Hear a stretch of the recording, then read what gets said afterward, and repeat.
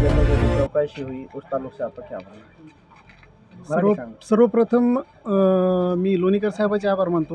त्यांनी आमच्या गावाला भरपूर निधी देऊन भरपूर विकास कामं केली.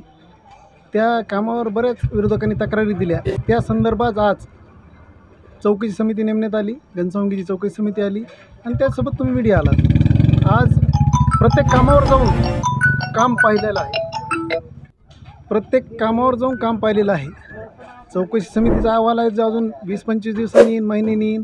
पण आज आमचे गावकरी सर्व, तुम्ही सर्वांनी डोळ्यानं पाहिलेलं आहे गावात काय विकास झालेला आहे.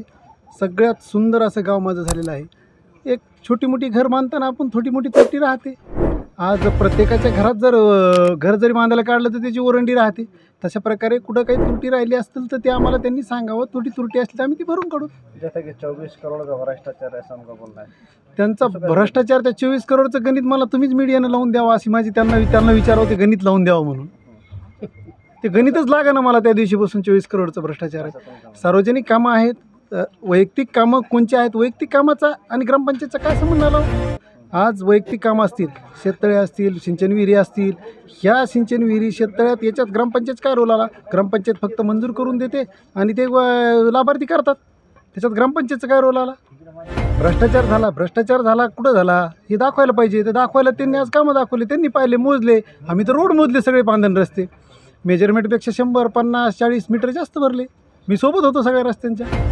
हां, कुठं 19-20 काम आता घर बांधताना 19-20 होतं तर हे थोडंफार काम थोडंफार 19-20 होतं असं ना. मी म्हणत नाही ना मी काम एकदम असं याच्यासारखंच केलं काचासारखं म्हणून. काम पण एकदम उत्कृष्ट दर्जाचं केलेलं आहे.